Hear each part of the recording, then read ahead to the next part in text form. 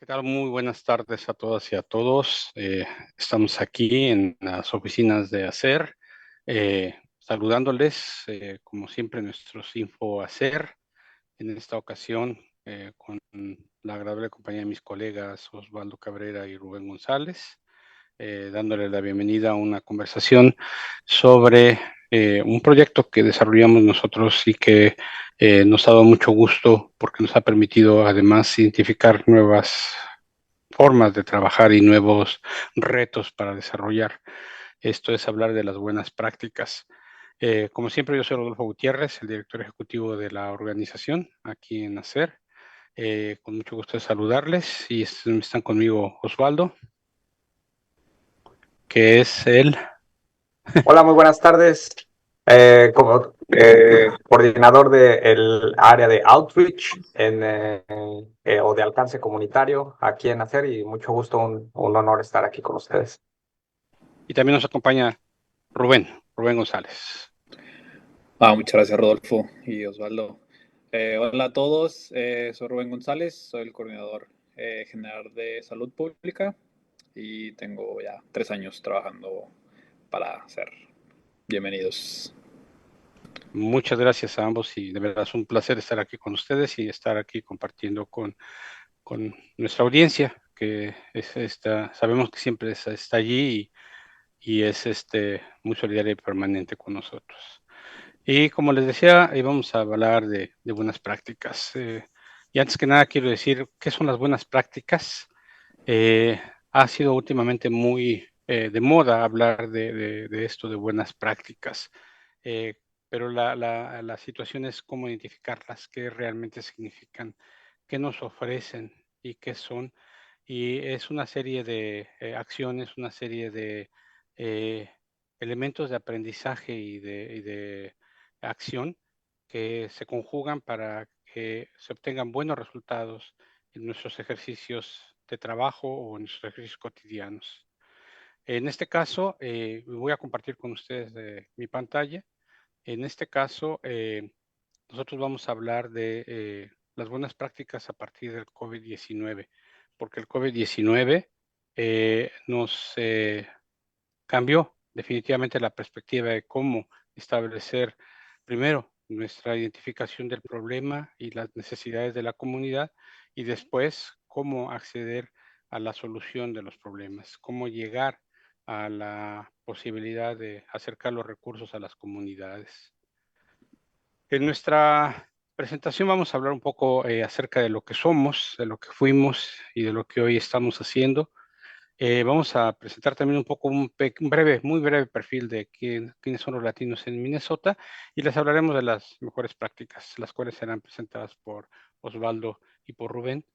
Hablaremos también de las lecciones aprendidas que queremos nosotros compartir con ustedes para que puedan a su vez, si les interesa, desarrollarlas en sus propios espacios de acción de trabajo. Y finalmente estaremos abiertos todo el tiempo para sus preguntas.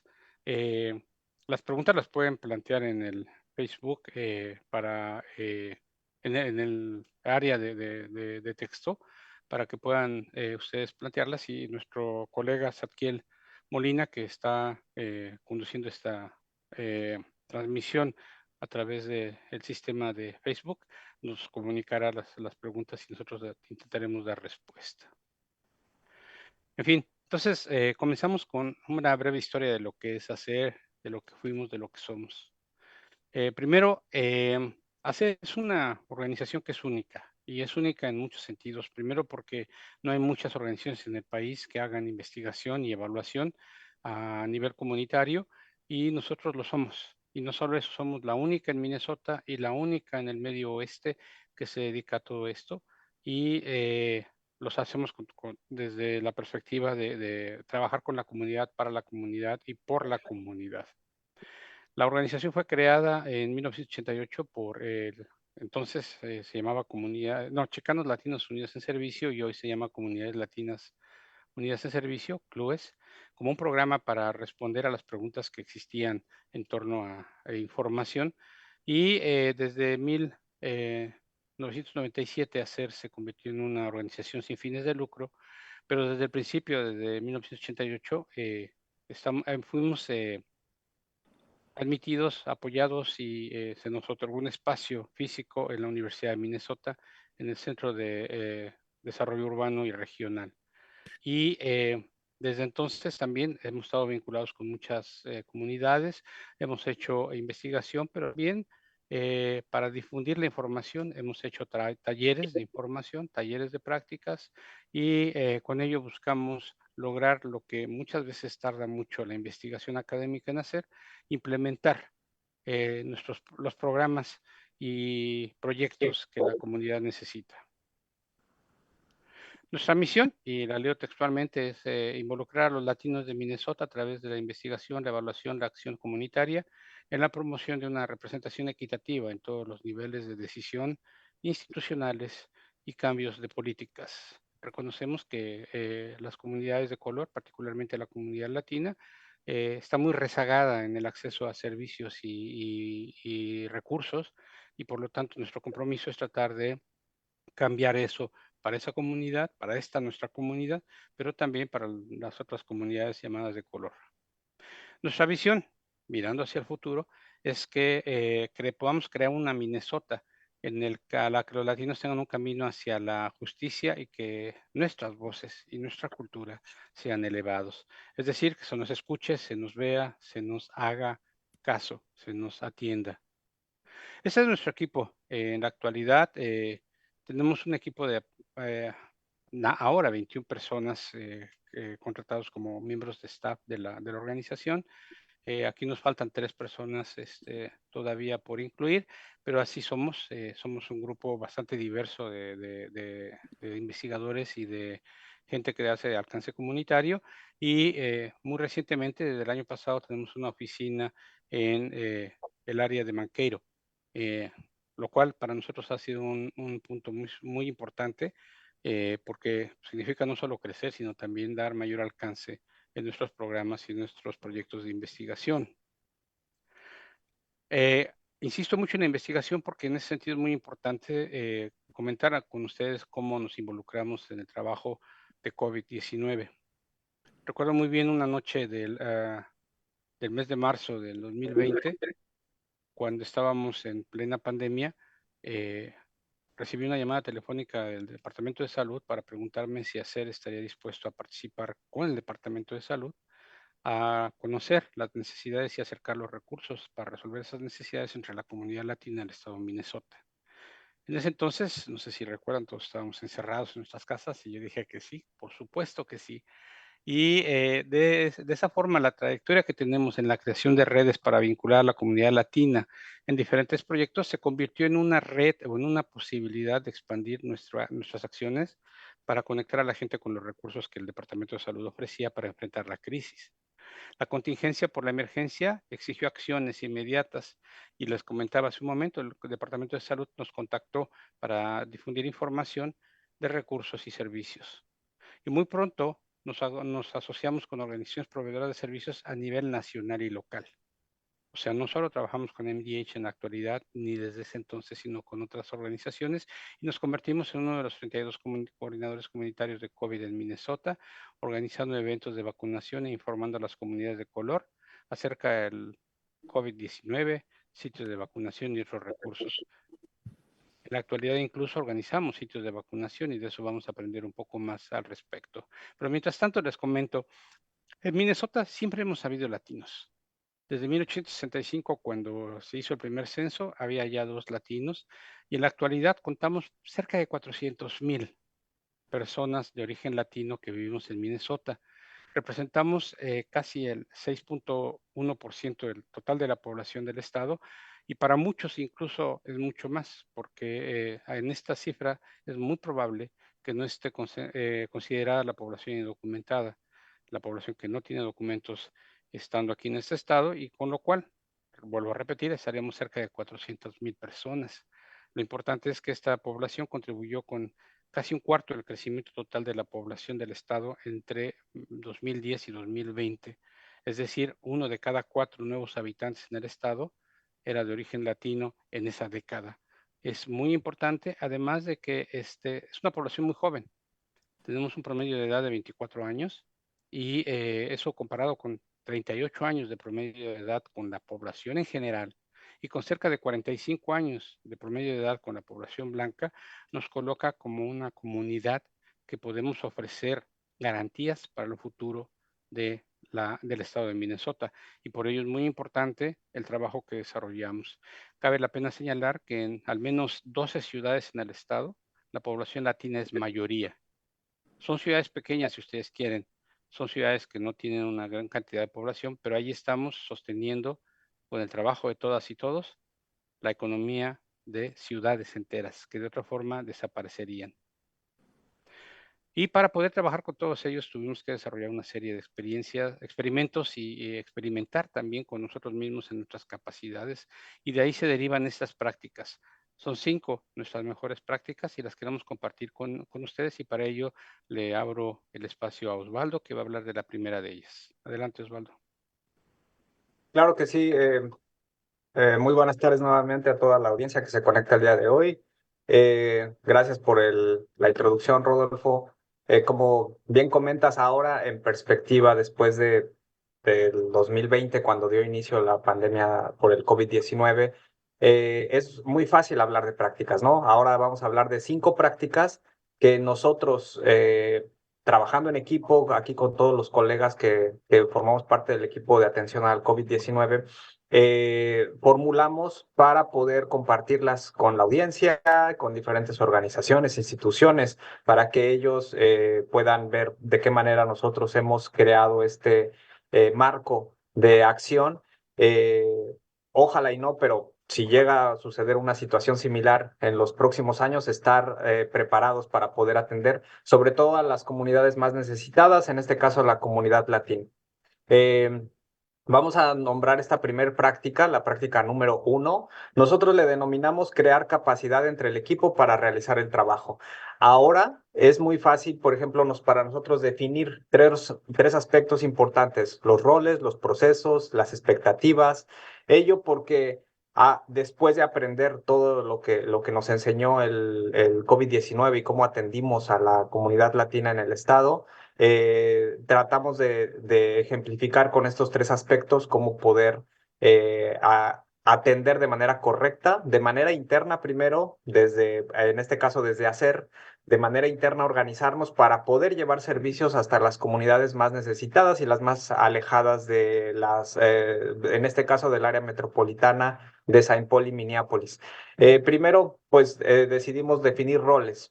Existen coordinadores, navegadores, comunicadores y administradores. Cada uno tiene obligaciones muy importantes. La del coordinador, en este caso, mi compañero Rubén, que está aquí con nosotros acompañándonos, juega ese rol importante de coordinador en el área de salud y de COVID-19 o de atención a la emergencia en su momento.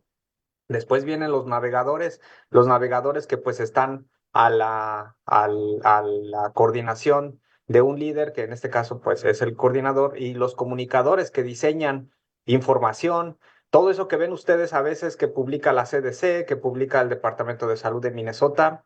Tenemos que concentrarlo, bajarlo al idioma español, concentrarlo en documentación, en documentos, folletos, en mensajes claros y contundentes para orientar a nuestra comunidad. Y bueno, el rol del administrador, que el administrador, pues naturalmente tiene a su cargo la administración de los recursos, ¿no? Que es muy importante la rendición de cuentas. Estamos hablando de manera institucional con organizaciones serias como son los condados, como es el Departamento de Salud de Minnesota, incluso la CDC o algunas otras organizaciones, y tenemos que ser muy claros y administrados con toda la información y recursos que se tienen al alcance para poder llevar servicios de salud comunitaria.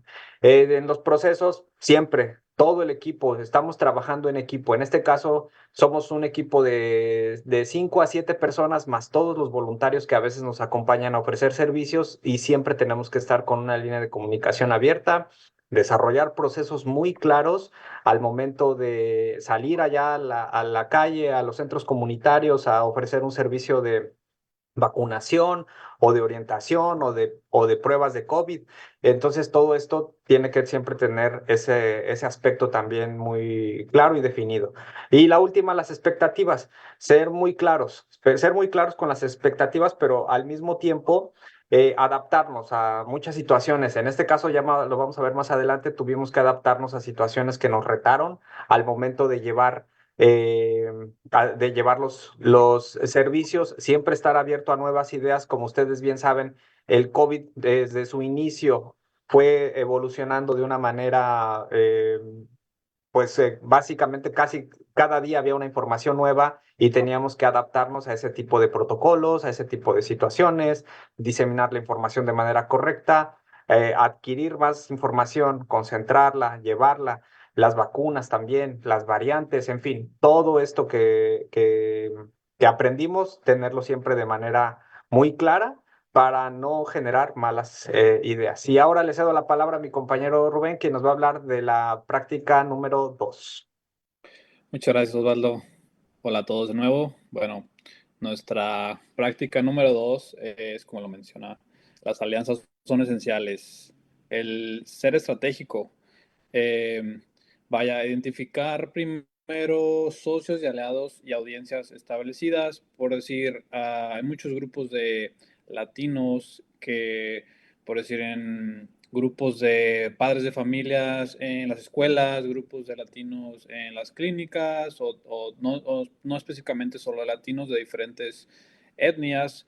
Una vez que identificas estos grupos, se vuelve un poco más fácil la difusión para atraer más comunidad. Localizar líderes comunitarios. Eh, una vez que localizamos estos líderes que muchas veces trabajan en organizaciones, en clínicas, en los condados, muchas veces son cualquier persona, pero una vez que la identificamos se vuelve muy enriquecedora la información porque llega a las personas adecuadas.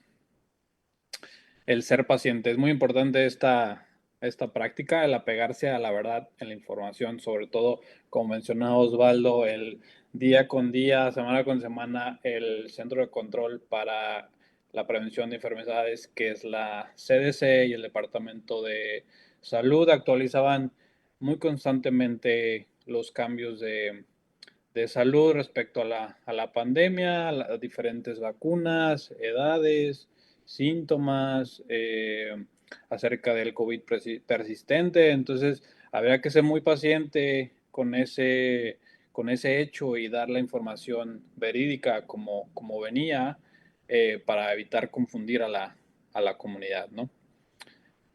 Otro punto, el ser constante. Si te comprometes con uno de tus aliados que vas a ofrecer un recurso o que vas a atender a una feria, un evento, hay que comprometerse y estar ahí en el horario indicado, puntual, ofrecer los servicios que mencionamos, no ofrecer algo que no vamos a poder ofrecer para que la comunidad no, no sea, pues sí, no se confunda, no sea engañada o timada. Entonces hay que ser constantes y comprometerse con los aliados, súper importante. Rubén, aquí yo voy a interrumpir un poquito para preguntarte. Claro, ¿Puedes compartir con nuestra audiencia cuáles fueron un poco esas estrategias para hablar, digamos, como tú bien dices, de apegarnos a la verdad y dar la información que fuera más verídica? Eh, ¿Qué hicimos? ¿Cuáles fueron las prácticas o las técnicas que empleamos en esta práctica? ¿Qué tipo de eventos organizamos? ¿A quiénes invitamos? claro, ¿Puedes hablar de claro. Desde el 2020 que tuvimos la invitación para ser uno de los coordinadores de COVID para ofrecer recursos de COVID con la comunidad. Empezamos compartiendo información general desde salud, pandemia, vacunas, síntomas, cómo prevenir el contagio, eh, cuidados higiénicos para evitar contagios con la familia. También invitábamos especialistas para hacer este tipo eh, de videollamadas, Facebook Live, Zooms, invitábamos a la comunidad, compartíamos día con día actualizaciones de salud con la comunidad, hacíamos eventos de salud, después empezamos a hacer clínicas de vacunación, se nos presentó la oportunidad de empezar a vacunar a la comunidad en Minneapolis y alrededores de todo Minnesota, zonas rurales también. También tuvimos la oportunidad de realizar pruebas de COVID en St. Mary's Clinic y diferentes sitios. Al día de hoy, bueno, lo seguimos haciendo, pero de una manera más simple, más sencilla, con los famosos testing kits, pruebas rápidas de COVID.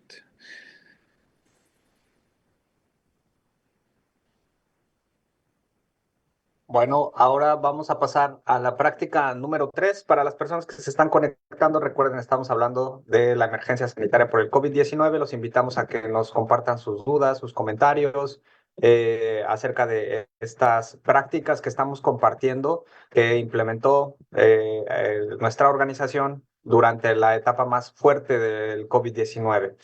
Vamos a pasar a esta práctica número 3, que la hemos llamado las alianzas son esenciales. Definitivamente nosotros aprendimos que las alianzas son cruciales para poder atender a la comunidad en esta situación que pasamos, y quisimos resaltar estos 3 puntos, ¿no? Primero, esperar lo inesperado. ¿Por qué lo decidimos poner? Porque fue bastante situaciones en las que tuvimos que improvisar al momento de llevar los servicios. Tuvimos que ser creativos, como dice ahí la lámina. Tuvimos que en algún momento ir en contra de muchas adversidades, como podía ser desde las cuestiones climáticas, logísticas. El estado de Minnesota, recuerdo, es un estado con una gran extensión territorial. Entonces, llegar a sitios que estaban a 100, 200 millas de distancia, con todo el equipo médico, con todo el personal, con intérpretes, buscar un centro comunitario, buscar una iglesia, una escuela o algún lugar que nos recibiera, fue bastante difícil en su momento, pero finalmente pues, lo tuvimos que enfrentar y quisimos dejarlo aquí plasmado en este enunciado. También tenemos el compartir, compartir, compartir.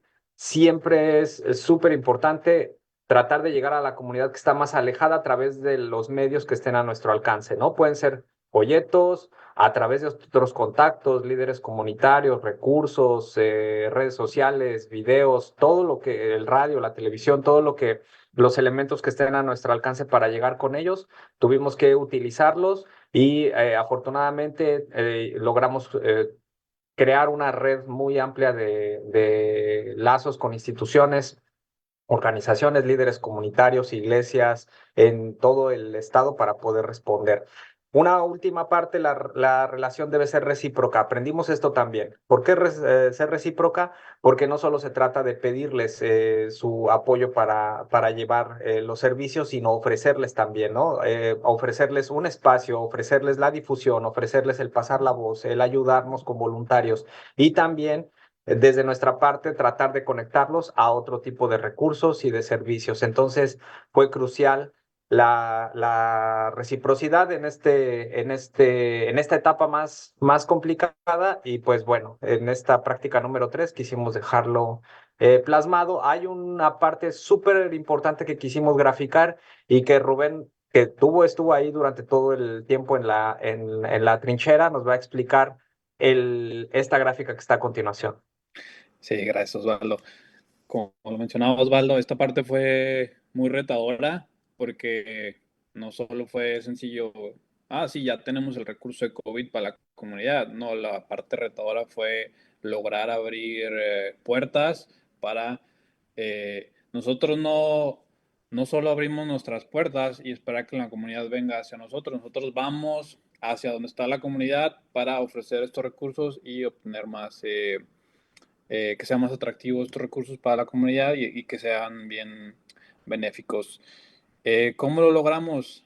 Una de nuestros mejores aliados fueron las escuelas, como lo podemos observar.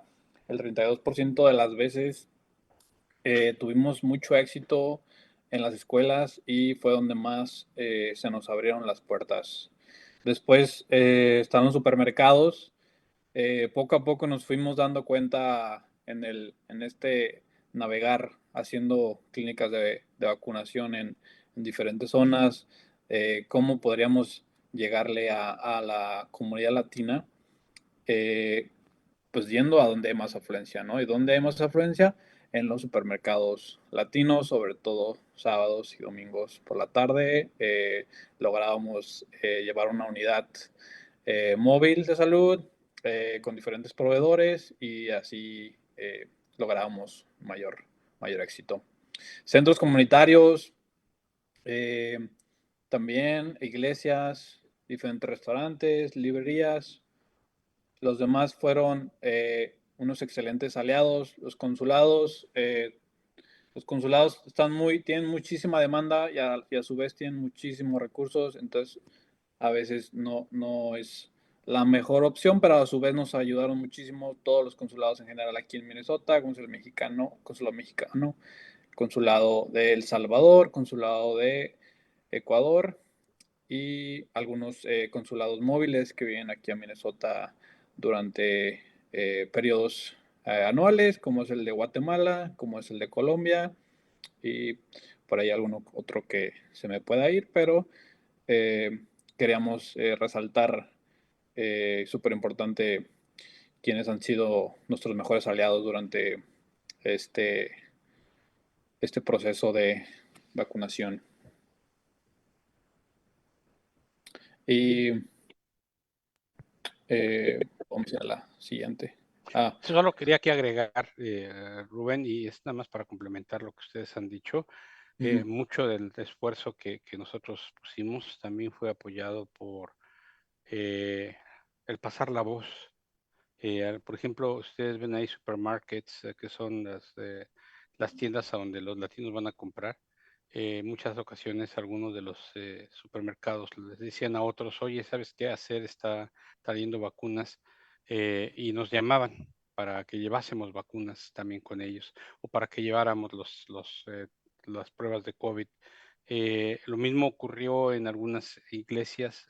Algunas veces recibimos llamados en nuestra línea de ayuda para que lleváramos acciones a las iglesias. Entonces, también muy importante remarcar que en esta buena práctica las alianzas son muy importantes en muchos sentidos, porque también nos ayudan a ampliar nuestra red, y en ese caso aquí estuvo en evidencia.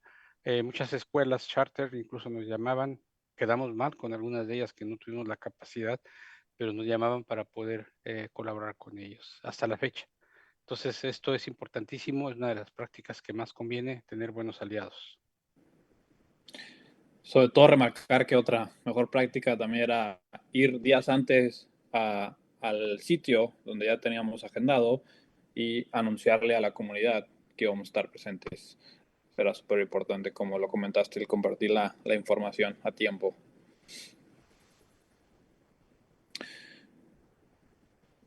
No existe nuestra práctica 4, usar cada una de las herramientas de comunicación posibles. Como lo menciona aquí, no existe un solo camino para alcanzar a todos los latinos a la misma vez. Es mucho trabajo en equipo, mucha promoción y usar también redes sociales. Como se menciona aquí, contamos con una línea de ayuda. Es una hotline, básicamente para ofrecer recursos de COVID-19, desde dónde puedes obtener pruebas de COVID, dónde puedes ir a vacunarte. Si tenemos una nuestra del equipo de hacer, te podíamos conseguir la cita también. Y si no, te conseguíamos con uno de nuestros aliados, los más cercanos. Porque no solo éramos los únicos, la única organización latina haciendo este recurso, había diferentes, 7, 8 para ser exactos, así como de otras etnias diferentes, afroamericanos, asiáticos, somalíes, de diferentes etnias. Era un grupo muy grande que el Departamento de Salud nos dio la oportunidad de ofrecer estos recursos. Otra práctica para mejorar y llegar más a la comunidad latina es ser más simple. O sea, los folletos, los flyers, nos dimos cuenta con la práctica del tiempo que todo tenía que ser más sencillo. La gente leía un poco la información que poníamos, entonces cada vez teníamos que hacerlo más sencillo, más práctico, más rápido, para que la comunidad lo captara un poco más rápido. Muy importante, materiales, súper crucial en español y en inglés, para evitar barreras del idioma. Cubrimos estos dos puntos muy importantes. Siempre es sencillo, siempre es mejor, como se menciona. También ahí tuvimos algo retador porque empezamos a usar los códigos QR y alguna gente batallaba, otra gente súper fácil, y ahorita creo que ya es un poco más común para la comunidad, y se volvió también retador esa parte, empezar a usar la tecnología en los sitios. Pero también tenemos siempre el plan B, que hablaremos de eso, siempre esperar lo inesperado. Un plan B para tener hojas de registro en papel, español, inglés y diferentes recursos. Ofrecer incentivos. Durante periodos, desde el 2021 que empezaron las vacunaciones para acá, tuvimos la oportunidad de ofrecer incentivos de 50, de 100 a las personas por obtener su vacuna. Estas eran tarjetas de regalo de Visa. Algunos otros aliados ofrecían tarjetas de Walmart, de supermercados. Ahora sí que ya era dependiendo de la estrategia de cada quien. En nuestro caso siempre dábamos tarjetas de Visa y apoyábamos para algunas veces a darles la explicación completa a la comunidad. Aquí nada más me gustaría agregar, Rubén, los Sí. incentivos fueron necesarios en un momento determinado porque habría que contrarrestar la desinformación. Hubo una respuesta en un gran sector de la comunidad para negarse a vacunarse y hubo que establecer formas de atraerles. Una de las ideas que surgieron a nivel nacional fue ofrecer incentivos, ya fuera en especie o económicos, y estos sí lograron atraer significativamente personas para vacunarse. Rubén ha tenido la experiencia de vacunar de una sola hasta 120 personas. ¿Por qué? Porque la gente siente que allí hay algo que les atrae, desafortunadamente el dinero, pero fue un resultado bastante positivo, aunque también fue bastante cansadón, ¿no, Rubén? Porque tenías que registrar incentivos y vacunas. Muy demandante, había que cuidar el dinero, pero muy contento también de que gente se vio beneficiada, gente que realmente necesitaba este incentivo, que era su comida del día o de la semana. Tratábamos de enfocarnos en esa comunidad que realmente lo necesitaba, y lo hacíamos saber. O sea, ahora hay, pero es indispensable que se cuiden de su salud, haya o no haya incentivos. Porque está la otra parte que no se menciona o que no mucha gente la menciona, ¿no? Se pudo en cierto caso maleducar a la comunidad, pero ahora seguimos trabajando en ello para seguirlo promoviendo. Ya no contamos con esos incentivos, pero contamos con el recurso, ¿no? Claro. Y la práctica 5, bueno, le toca a mi compañero Osvaldo. Adelante. Sí, finalmente llegamos a la práctica 5.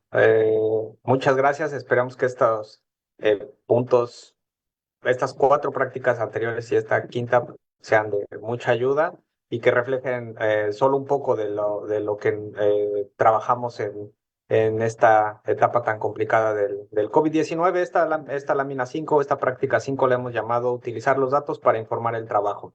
Descubrimos que la información se tiene que codificar, se tiene que calcular, se tiene que graficar, se tiene que analizar para poder llevar los servicios de manera más adecuada y sobre todo en los sitios, en los lugares, en los momentos donde sea necesario. Primero, le pusimos que de internamente nosotros tenemos que analizar hojas de cálculo. Le pusimos ahí que son nuestras aliadas, porque sí son nuestras aliadas. Es súper difícil a veces navegar los sistemas digitales, pero siempre descubrimos que nos son una gran herramienta para poder planear. Entonces, siempre es importante cuando llegábamos de los eventos de vacunación, después de ofrecer un operativo, vaciar los datos, hacer estimaciones, hacer cálculos, después usar todos los datos para el siguiente evento o para los siguientes eventos del mes siguiente, también documentar testimonios a lo largo del camino. Esto fue súper importante. Nos encontramos con muchísimas historias, mucha desinformación, mucho lo que denominan fake news, que son información pues que desde las vacunas, ¿no? Que las vacunas no sirven, que las vacunas es un chip o que es o que te están inyectando el virus, todo ese tipo de cosas. Obviamente fue un camino largo y pues los testimonios de casos de éxito de las vidas que se salvaron a partir de las vacunas o a partir o de detectar a tiempo el COVID y de evitar que se esparciera en los centros laborales, en las familias, en las escuelas, pues fue determinante. De manera externa, también es importante ofrecer a las personas datos de fuentes confiables. Descubrimos que lo que mencionábamos de las noticias falsas, tuvimos nosotros que hacer una gran labor para poder llevar información confiable a la comunidad de la mano de instituciones serias, de instituciones aliadas y sobre todo, nuevamente reiteramos, en español, con un contenido claro, contundente y fácil. También compartir estadísticas razonables, ¿no? No vamos a poner una estadística del índice de efectividad de las vacunas en 1980 comparados ahora. No vamos a poner estadísticas confiables. No tenemos alguna, por ejemplo, de cuántas vidas se salvaron, no existen. Simplemente estimamos, por ejemplo, cosas en este sentido, pero siempre es importante traer a reflector este tipo de estadísticas que pueden ser de impacto para la comunidad y de impacto, por ejemplo, como la que vimos de cuántos socios aliados tuvimos que visitar, más de 148 decía la gráfica, para poder llevar servicios a casi todo el estado.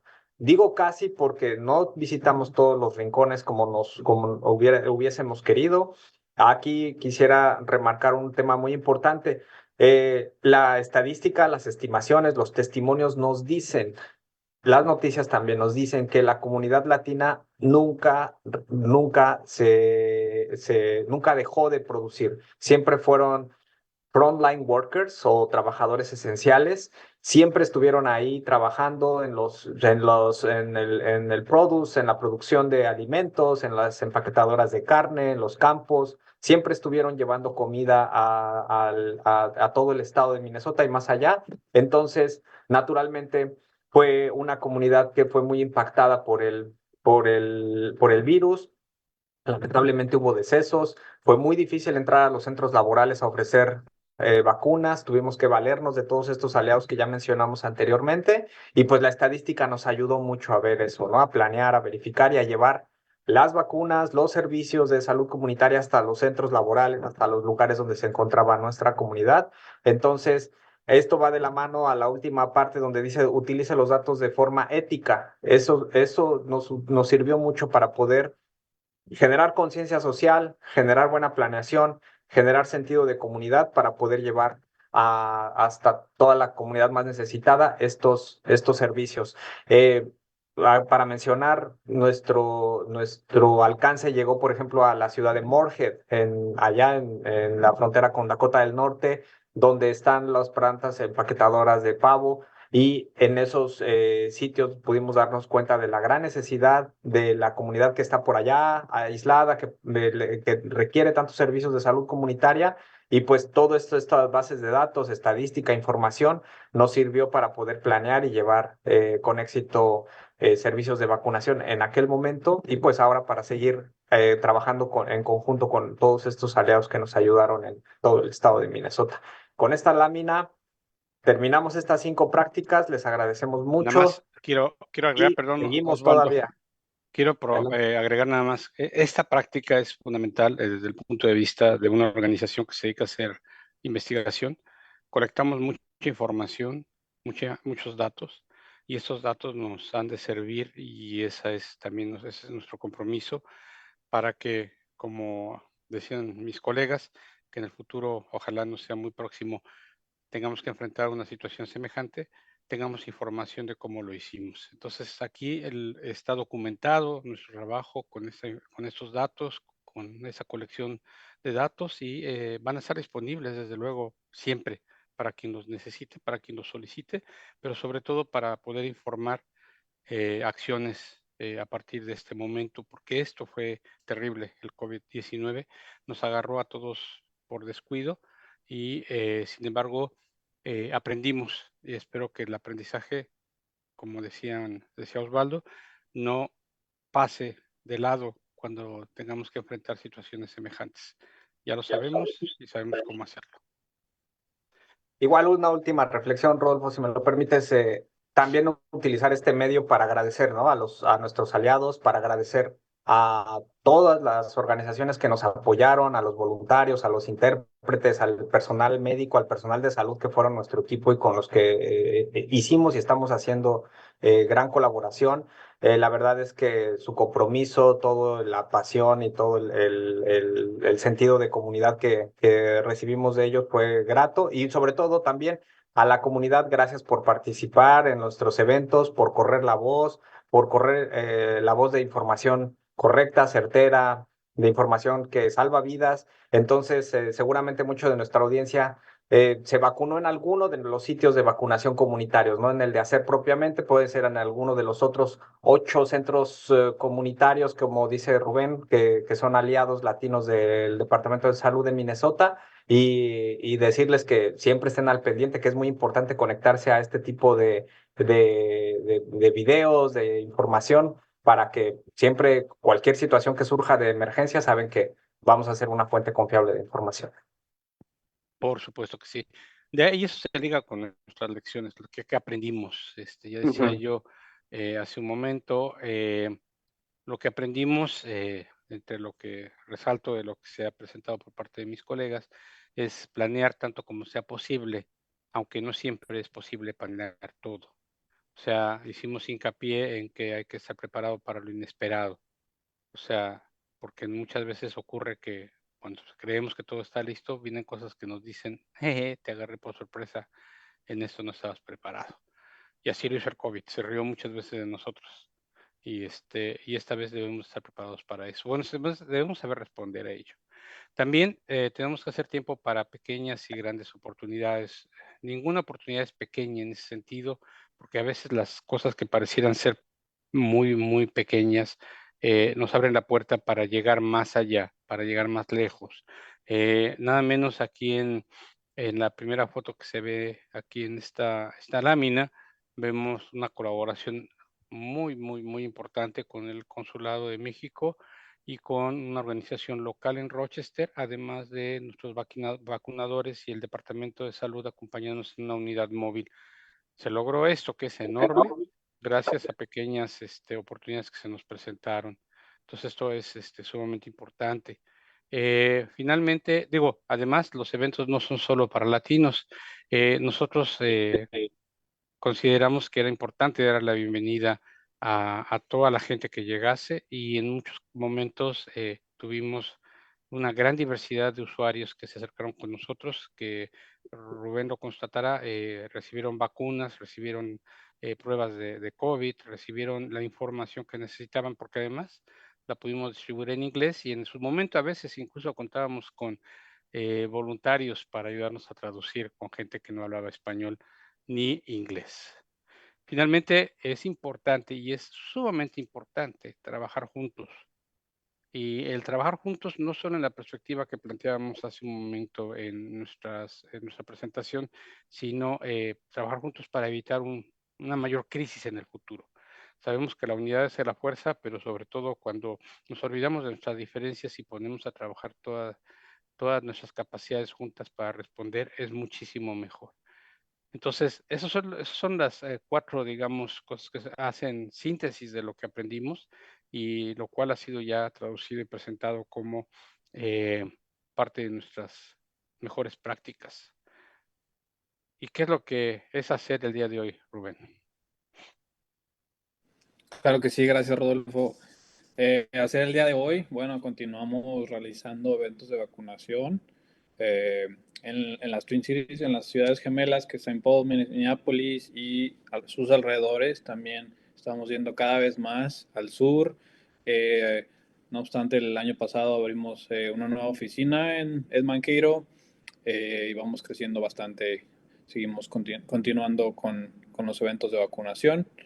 Eh, Ofrecemos también servicios de salud y recuperación respecto a si tuviste algún efecto del COVID persistente, ya sea mental, de salud, auditivo, te podemos dirigir con las personas adecuadas, clínicas adecuadas que tienen estos recursos mediante la línea de ayuda, que para eso la tenemos también, de lunes a viernes, de 9:30 de la mañana a 4:30. Nuestra compañera Ángeles tiene ese servicio.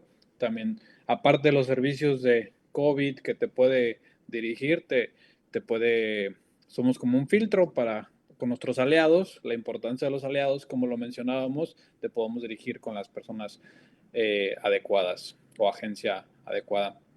Y bueno, continuamos también compartiendo pruebas rápidas de COVID.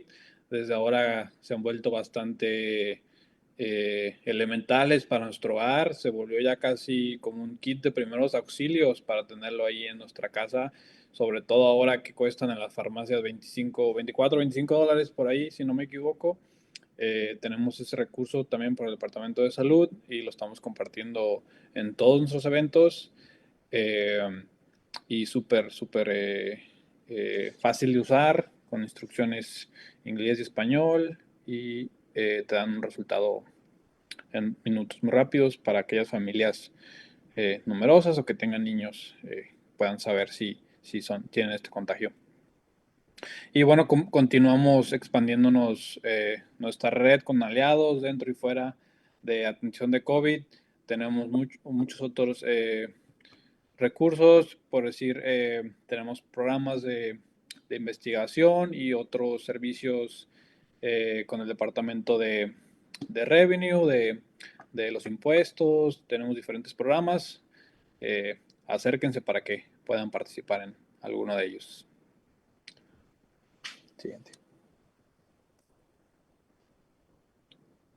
Muchas gracias, Rubén, muchas gracias, Osvaldo.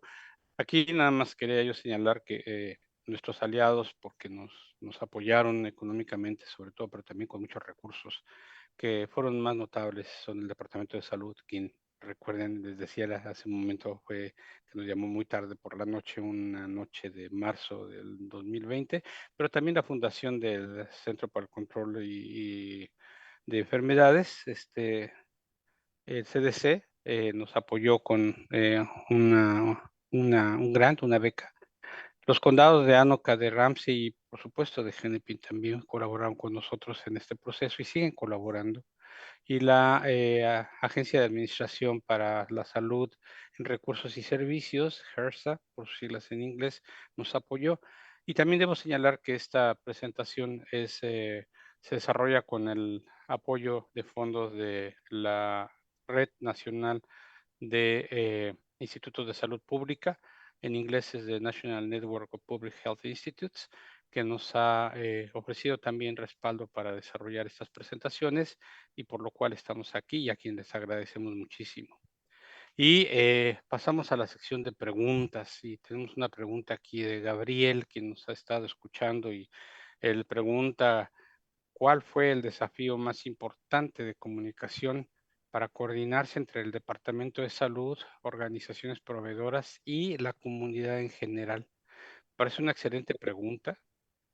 Voy a abrir para que Osvaldo y Rubén den sus puntos de vista y nada más quería señalar que en realidad eso fue un reto enorme porque teníamos que traducir lo que significaba el COVID en ese momento, lo que significaba la información que proveía el Departamento de Salud y otras agencias a nivel nacional y cómo poder nosotros encontrar los momentos y los puntos de coincidencia con otras organizaciones para a su vez acercarnos a las comunidades para evitar pisarnos los talones y para evitar también poder dar información contradictoria. Pero adelante, Sí. Rubén y Osvaldo. Sí, me parece que uno de los desafíos más grandes fue el adaptarse al cambio, a cambios tan rápidos, ¿no? A las necesidades de nuestra comunidad, el que poco a poco lo íbamos aprendiendo y que bueno, intentamos esto, no nos sirvió, pero lo resolvimos en ese momento, entonces, ¿sabes qué? No, cámbialo. ¿Sabes qué? Este flyer no les gustó el rojo, cámbialo a negro y funcionó mejor. Bueno, ahora quítale esto. Entonces fue muy retador el, el adaptarse rápidamente, sobre todo en equipo.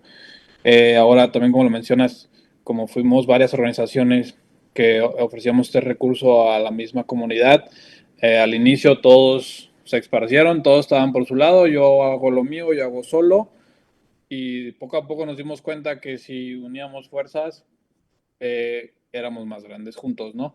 Abarcábamos más, entonces ahora ya es más unión para muchos de nuestros aliados, no todos, pero algunos de ellos lo entendieron muy bien. Eh, mismo, mismo pensamiento, mismo ideal, se fueron uniendo fuerzas. Bueno, ese es mi pensar para esa respuesta, Gabriel, Osvaldo. Sí, yo creo que hubo también en adición al comentario, yo creo que hubo dos retos, el de bajar la información de que venía de salud, ¿no? De las fuentes oficiales de la CDC o del Departamento de Salud. Eh, Primero,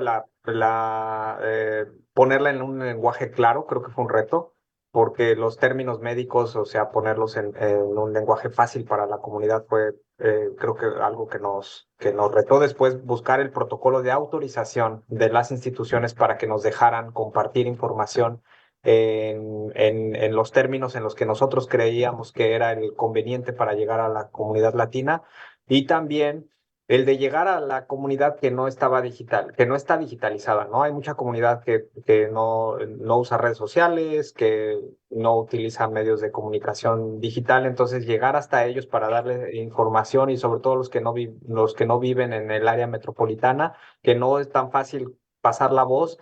Eso creo que fue algo que también nos retó, y ahí agradecer a los líderes comunitarios que fueron nuestros aliados para llegar a las iglesias, a las escuelas, a dar un foro comunitario, a dar una charla, a compartir información uno a uno, y esto fue lo que creo que también fue un reto que vale la pena compartir. Y que seguimos compartiendo, o sea, nos siguen ayudando. Y eso tiene mucho que ver con la siguiente pregunta. Yo creo que tenemos tiempo para dos preguntas más. En este Ujú. sentido, y a mí me llama mucho la atención esta pregunta de Tania, dice, ¿cómo supimos cuáles eran las zonas del estado que necesitaban más ayuda para ofrecer vacunas? Y cómo nos organizábamos con las demás organizaciones que también ofrecían vacunas, que también estaban en la zona. Y puedo decir que aquí fue importantísimo recibir el apoyo de HRSA, de la Administración de Recursos de Salud, porque con ello creamos una coalición que se llamó Healings, Proyecto Healings, en el cual trabajó directamente Rubén al principio, cuando se sumó con nosotros en la organización, y pudimos nosotros coordinar de manera muy interesante con múltiples organizaciones, más de 36 organizaciones a nivel estatal, de muchas, que trabajan con diversas culturas y diversos grupos étnicos y raciales, que a su vez estaban vinculados con otros que nosotros no teníamos la menor idea que estaban por allí.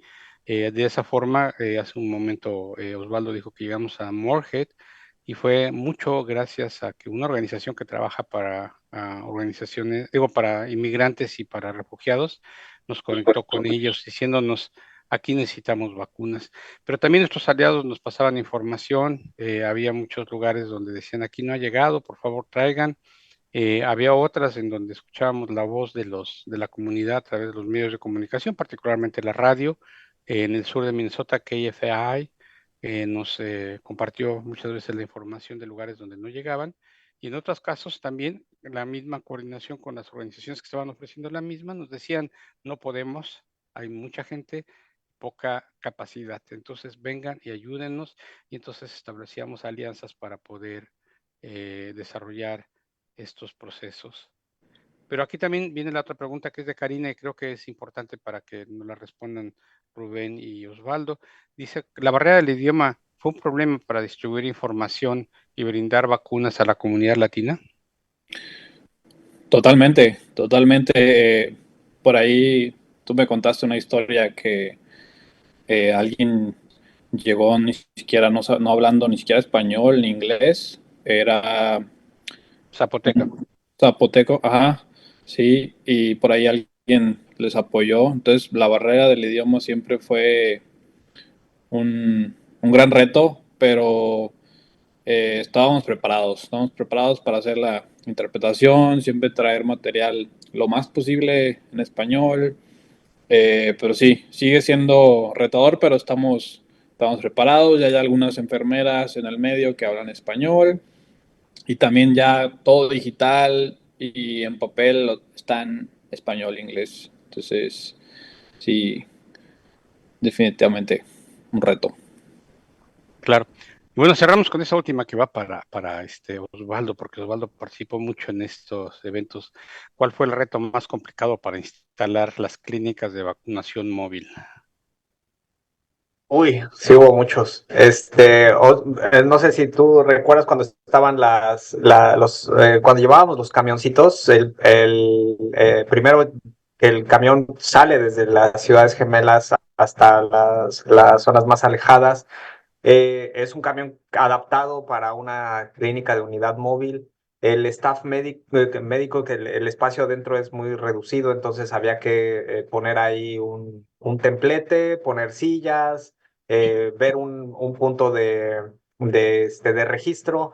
Y tuvimos situaciones donde había lluvia y de repente no podíamos tener a las personas formadas en el estacionamiento con el templete porque no podían estar así. Entonces eso ese tipo de situaciones operativas fue sí bastante retador. Finalmente lo pudimos solucionar al momento porque bien vale la pena hacer el esfuerzo, ¿no? Para no negar el servicio. En otras ocasiones donde llegamos y nos recibían personas que no estaban a cargo de la iglesia, por ejemplo, o que no estaba la persona que llevaba la llave de la puerta de la iglesia o de la escuela. Ya teníamos al staff allá afuera, las vacunas van en un congelador, entonces hay que darles un trato especial. Y había que mover ahí las llamadas, buscar a la persona que va a abrir la puerta, buscar a la persona que no ha llegado porque está la nevada, no puede, no llegó el camión o las vacunas vienen desde una unidad médica que está a cierta distancia. En fin, aspectos logísticos que sí ahora los contamos con mucha facilidad, pero que en su momento sí fueron bastante estresantes y pues gracias al apoyo de todos los aliados y voluntarios pudimos solucionarlo. Ciertamente, y lo más importante aquí, lo señalas al final, es las alianzas y los colegas y las organizaciones que nos apoyaron. Eh, y bueno, con esto tenemos que cerrar, agradeciéndoles de nueva cuenta su presencia. Gracias Osvaldo, gracias Rubén. Como siempre, un placer conversar con ustedes y esperemos que esto se repita para seguir difundiendo información. Y les agradecemos sobre todo a quienes nos han escuchado y a quienes nos escucharán más adelante en Facebook. Esta también será subida a YouTube, en nuestro canal de YouTube, y esperamos se acerquen a nosotros. Y si tienen preguntas, no duden en contactarnos. Nuestro correo electrónico contact@ser-mn.org para que nos planteen todas las preguntas que tengan. Síganos en nuestras redes. Y de nueva cuenta quiero agradecer a la Red Nacional de Institutos de Salud Pública por el apoyo para desarrollar esta presentación, pero sobre todo agradecerles a ustedes por estar allí, ayudándonos siempre y cooperando. Nos vemos la próxima. Rodolfo Gutiérrez, Osvaldo Cabrera y Rubén González. Un Gracias. placer. Gracias.